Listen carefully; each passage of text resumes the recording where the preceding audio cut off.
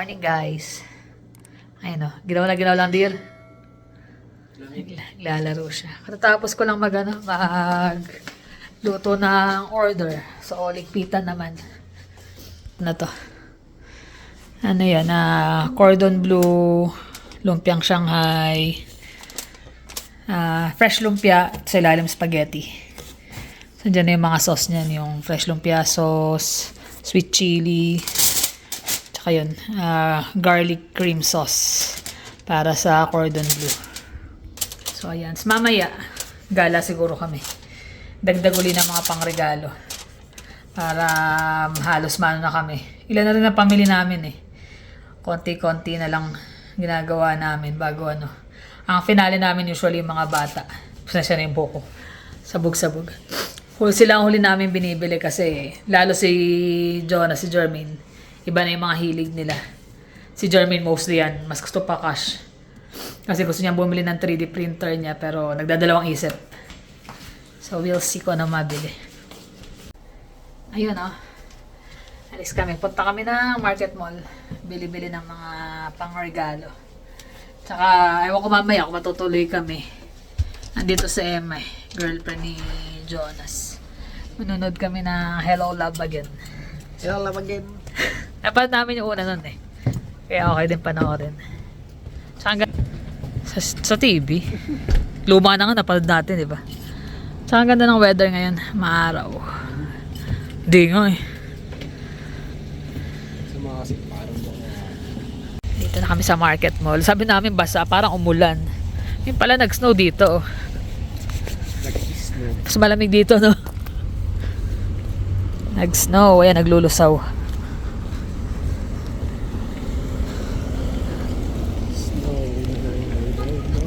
Hoodie pa na suot, ano? Saan niya to? Doble eh. Earth tone. Naka-earth tone siya ngayon. Nandito na naman tayo eh. Dito ba yan? Oo, di ba yun? Next big thing, Sephora. Diyan ba yan? Specsavers ba yan? Hindi naman Specsavers na. Pearl Vision. Pearl Vision. Wait once. Rogers.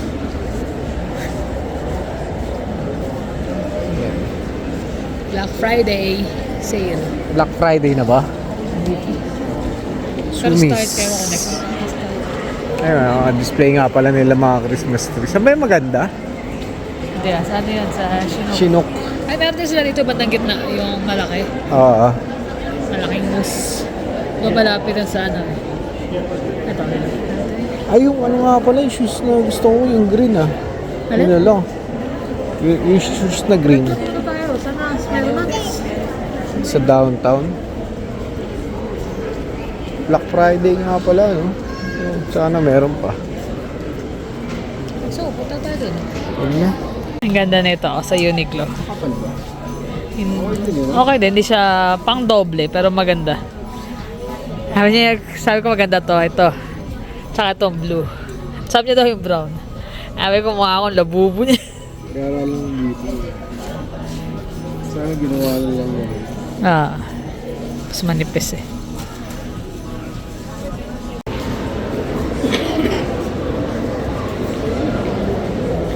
Ano lang pa Christmas tree dito.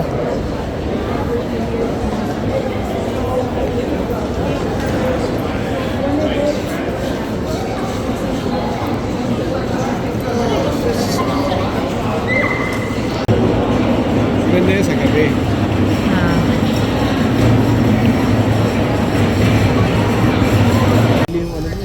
Alin? Dito kami sa sports check. Hirap din maghanap ng regalo talaga. Hindi mo alam eh. Ang hirap isipin. Hindi, baka mamaya siyempre kung meron na rin, gusto mo yung kakaiba yung regalo, di ba?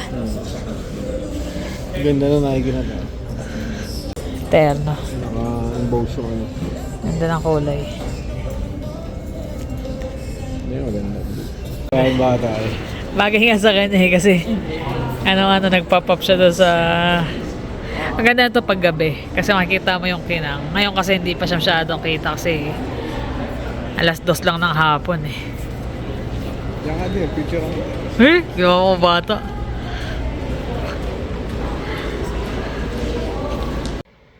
Hello guys. Ayun, di na kami nakapag-update kanina sa sa mall. Ang dami kasing tugtog. Makaka-copyright ang aming mga video.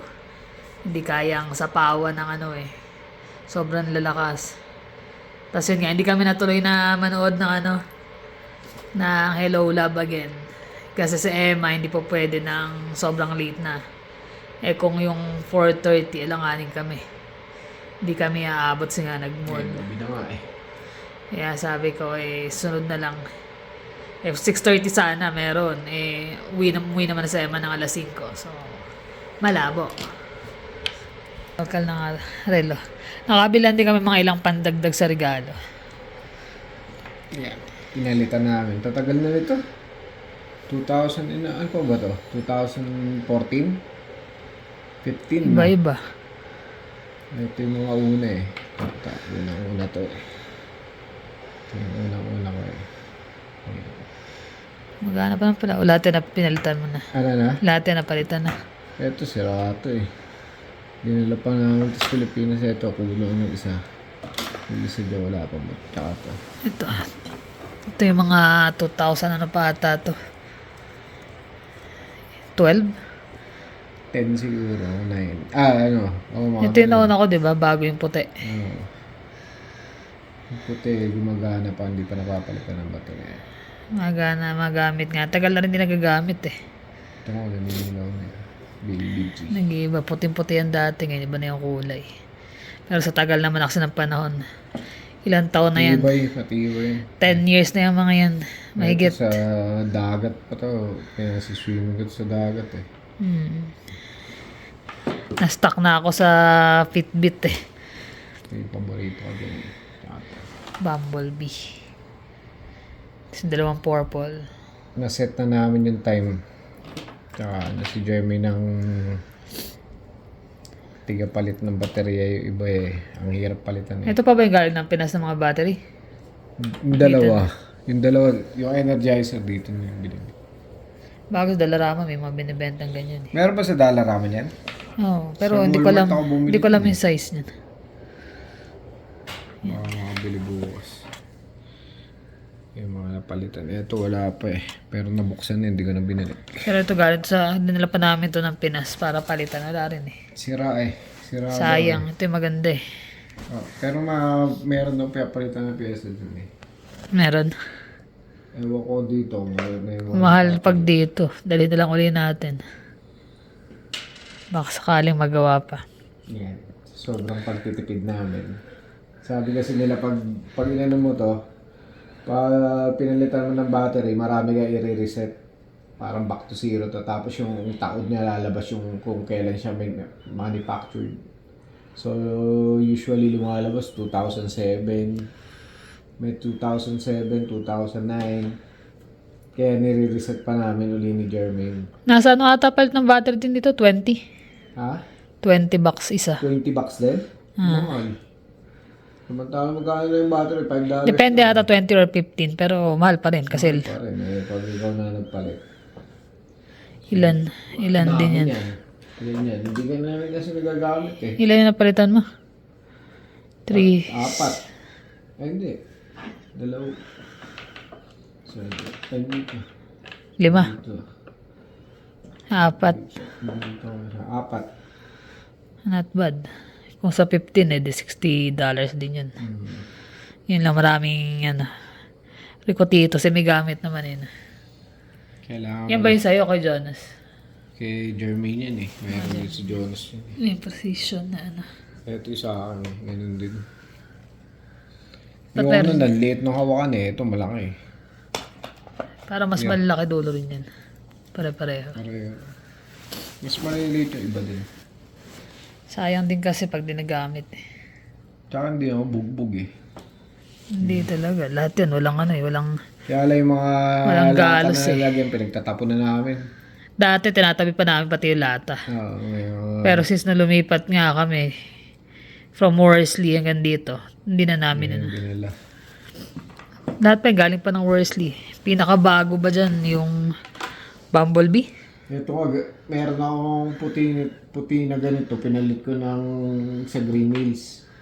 Pinalit ko sa Green Hills ng 2, tapos nagdagdag na lang ako. Kaya itong pula na tsaka isang blue. Kapalit isang puti lang, tapos dagdag na lang ng 3,000, 4,000. Madaling bumili sa Pinas eh. Meron siyang gustong isa eh.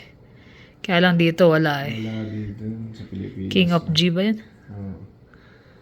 Sa pag-uwi na lang siguro. Mas na ano ko eh. Kaya lang pag mga formalan, wala akong mga pang-formal eh. Ayoko naman na mahal. Ang mahal ng mga pang-formal na relo. Ito, kahit pa paano, hindi naman ganun kamahal. Para sa Pilipinas. Ngayon ata, mahal na yung mga bagong G-Shock. Eh, yung mga Pro Trek ba yun? Pro Trek, tsaka yung mga Airman. Dati updated kami, kaso nga dahil nga sa trabaho, di naman nagagamit. Magagasgas, masisira lang. Kaya natenga nga rin, kaya di na namin nasundan uli. Dati gamit din siya kada alis namin, gamit. Nakakatamad na. After talaga ng pandemic, wala na. Tamara na ng gamit ng kung anik-anik. Sapatos, relo, nakatenga na lang. Tsaka yung ano pangalan nito? Sabi ano lang daw mga nasa Canada. May naman ako nabasa doon sa isang group. Sabi ganun mga nasa Canada raw, puro baon daw sa utang. Puro yabang lang daw. Yes. Saan sa Facebook? Sabi ko na, hindi naman ako nagko-comment doon. Kumbaga nagbabasa-basa lang din naman ako. Wala rin naman nag-comment doon sa natin sa Facebook, sa YouTube, pero doon sa Facebook ng group na 'yun. Puro mga Pilipino, tsaka sabi ng mga nasa Canada, puro baon naman sa utang yung mga 'yan. Siguro mga big time 'yun eh. Ganun talaga. Hindi mo rin masasabi kasi hindi naman maganda yung pananamit ng tao, mayaman eh. Oh. Lalo na dito sa Canada, hindi naman lahat ng... Iba nga simple, pero yun ang mga big time eh. yung mga simple nga, yung mga mukhang ewan yung mga sasakyan. Yun yung talaga maraming naiipon eh. Actually, matatanda rito, pag nakita kami matatanda rito na ang gamit na sa is luma. Pero naka-maintain. Yun yung mapepera. Mapepera kasi na-maintain nila sa nila kung ilang taon, di ba? Tapos, ibig sabihin, yung pera nila, imbis na nahulog sa sakyan, napupunta sa ipon. Ano nga ba naman masasabi natin? Yung iba kasi mga kapwa natin, mapanghusga din naman talaga. Makita lang na mukhang mahirap. Wala yan, o kaya Tapos pag pumorma ka naman, sabihin, ang yabang naman ito. Mayabang ka lang, wala ka naman talagang pera. Ang hirap lumagay ko saan eh. Lahat may tama ka eh. Pero ganun pa man, syempre, hindi mo nalang papansin eh. Tsaka hindi ka ng tao eh. May mapupuna at may mapupuna. Pag nag-ayos ka, ang yabang mo. Papogi ka, paganda ka, feeling. Pag di ka naman nag-ayos, ano ba naman, nasa Canada ka, Mukha kang kawawa. Mukha kang kawawa. Hindi mo malaman kung saan ka lulugar eh. Pero dito kasi talaga hindi mo anin yung forma eh. Kasi nga most of the time, trabaho. Tapos gusto mo sa bahay. Lalo pag gantong malamig ng panahon, ayaw mo naman nag-aalis. Hindi ka naman nagpo-forma rin. Kaya nga hindi na kami nagbibili ng mga gamit eh. Bibili lang kami pag kailangan lang talaga eh. Pero kung hindi lang din wag na.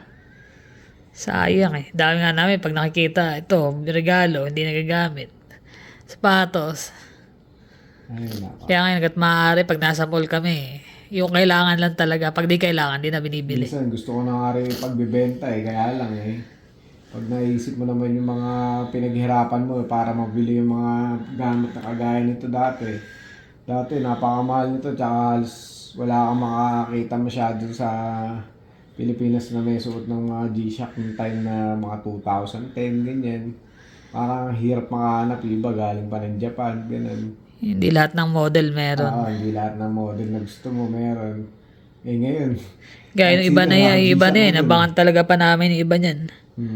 Yan, lalo na yung Bumblebee na yun. In-order ko pa yan Sa nanggaling yan nagja-Japan yung nagbebenta niyan nag-uuwi siya.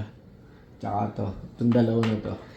Yung Bumblebee tsaka yung mukhang pangalan. Kaya hindi rin yung mga ganyan, hindi mo rin kumbaga na yan eh. Tsaka luma na rin. Wala nang value. Ano na lang talaga yan, pang personal use. Tsaka hindi mo na lang talaga ma-let go kasi nga, tagal mong ginamit din eh. Pero yung sasabihan mo yung tao na, mayabang yan, baon naman sa utang yung mga nagtatrabaho sa kanan. Hindi lahat eh. Hindi lahat. Hindi lahat. Tsaka mahirap maghusga ng kapwa mo eh. Lalo pat mga nagtatrabaho. Yung mga madudungis pa nga dito minsan yung talagang ano eh. Talagang Mabipera. maganda yung sinisweldo eh. Tsaka bawat patak ng pawis mo talagang pinaghihirapan mo yung mga nabibili. Ay, minsan kung may bilhin ka man na talagang mahal, eh, ano talaga yun. Kumbaga, eh, deserve mo yun kasi pinaghirapan mo. Maiksi lang ang buhay natin eh. Hindi natin alam kung hanggang kailan. Tapos hindi mo pa na bagay na lang na yun eh, hindi mo pa nabili. So hindi ka pa nagkaroon. Ayun lang. Kailangan nga mag-ipon pero wag naman sobra-sobra na hindi mo na na-enjoy ang buhay. Ayan. Nagla mo na ako tsa. Lamig eh. Iba yung lamig. So ito hindi pa ito gumagana na. Hindi ko pa nga binubuksan yun. Hindi pa napapalitan ng battery. Hindi rin kulay nito eh. Dapat pala buksan na para malaman ako ng battery niya. Para pagbili. Usot mo ba? Pwede. Ito kasi pang trabaho, maganda talaga. Yan, pag umaalis. Pero ito pang trabaho kasi nga pagka Meron na rin mga G-Shock na ano ngayon eh, smart eh. Ay, okay na ako dyan. May mga ano na rin eh. Hindi nga natin halos nagagamit eh. Nung nasa Worsley kami, once or twice lang kami nagpupunta para mag-grocery. Yun, todo forma kami kasi bihira kami makaporma dun eh. Wala ka talagang ano eh. Pagdating mo sa bahay, pahinga. Wala kang pupuntahang iba dun.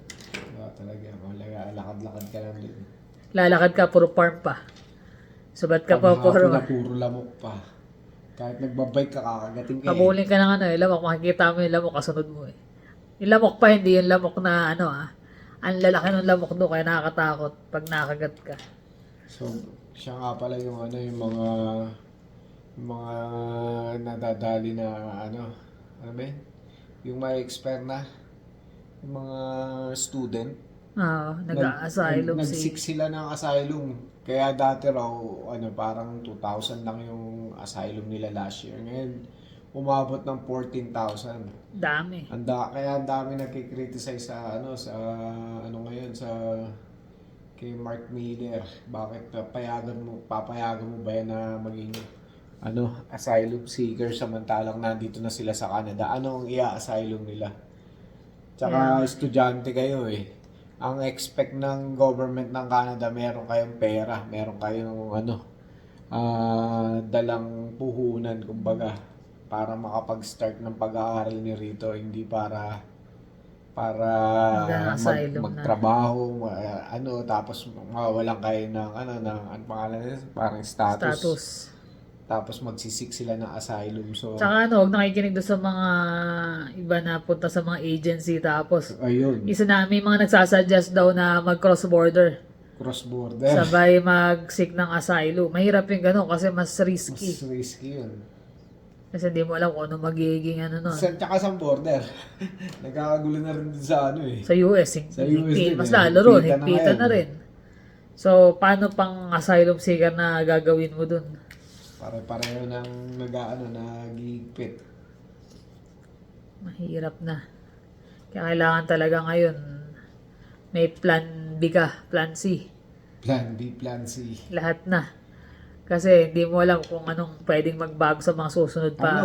Siya, ginisa si Mark Miller. Sa Senado. Dahil nga, magkano ang pinoprovide nyo sa asylum seeker? Tax money ng ng mga citizen dito.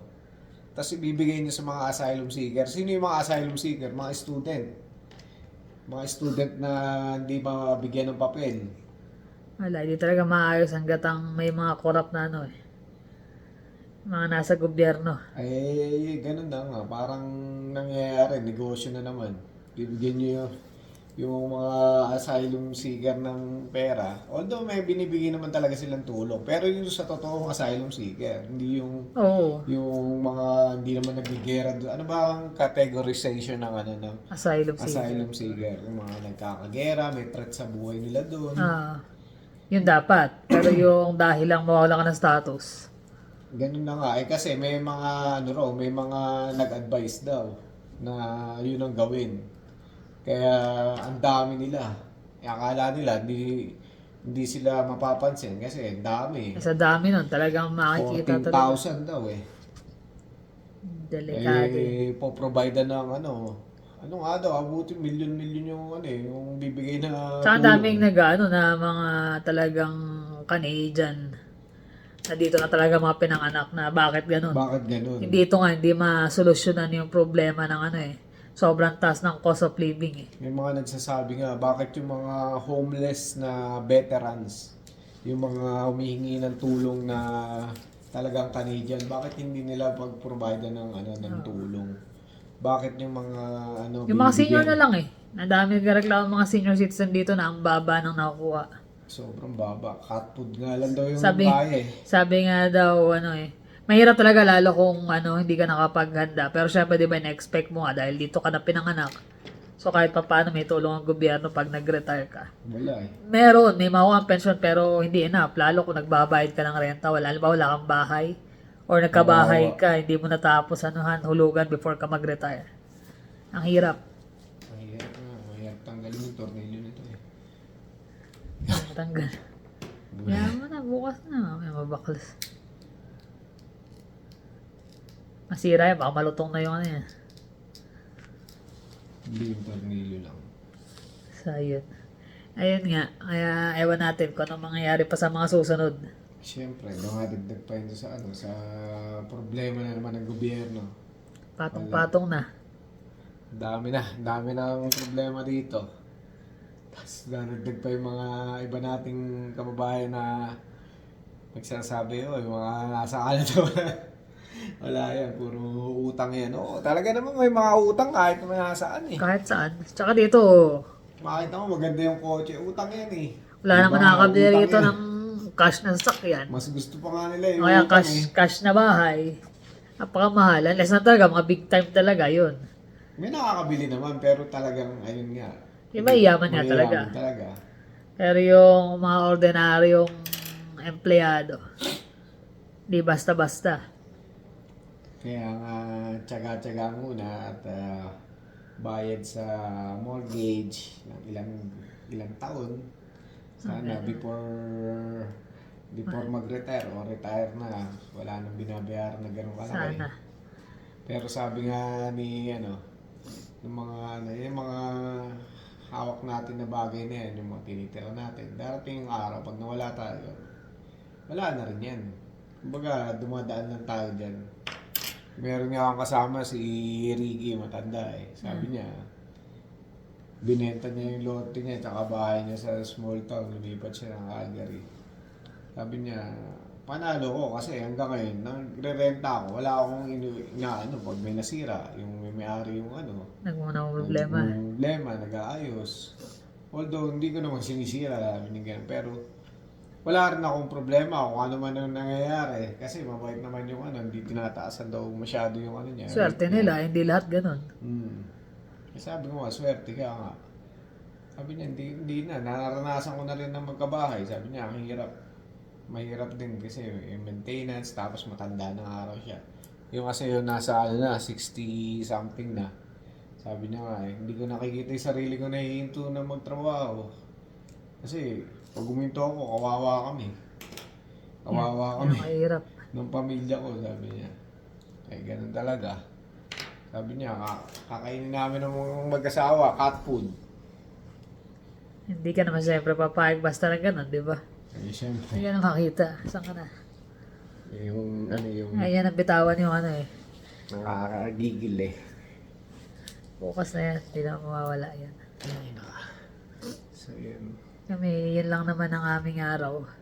Busy nga lang din sa order. Sayang at di nakapanood. Malamang abangan lang namin sa yun. Sa Hindi ko alam kung hanggang kailan showing yun eh. Pero ang dami na nag-post ng mga nanood. Eh sila baka daw bukas. Ewan ko naman, may pasok na. Ayun. Talagang talaga. Work. Napanood mo na yan sa TV. Sa TV na lang. Ganun na nga lang. So, paano guys? Yun lang naman. Naichika lang namin ang mga kaganapan dito. Konting update. No, tsaka, huwag kayong papa-apekto doon sa mga nanguhusga sa inyo. Hindi mawawala yung Hindi mapanghusga. talaga, ganun talaga ang tao. Makitaan ka lang ng konti, may puna lagi. Dapat yung mga nagsasalamin eh. Sa amin nga lang kahit sa mga ano eh. Pero syempre normal yun dahil nga nagbablog kami.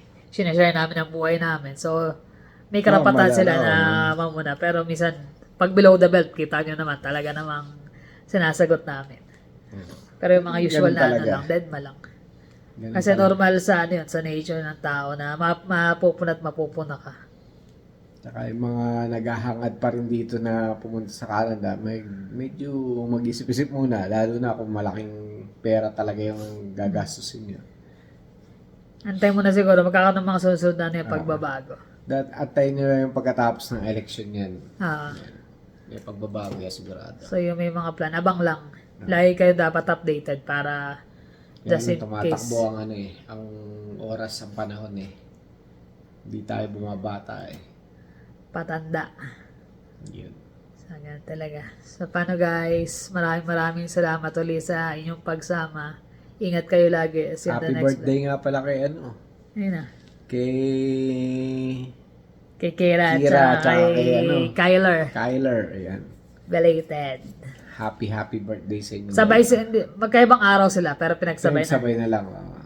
Hindi ko naisama pala si Jason sa vlog kanina. Nag-pick up si Jason eh. So, ayun. Maraming salamat. See you on the next vlog. Bye.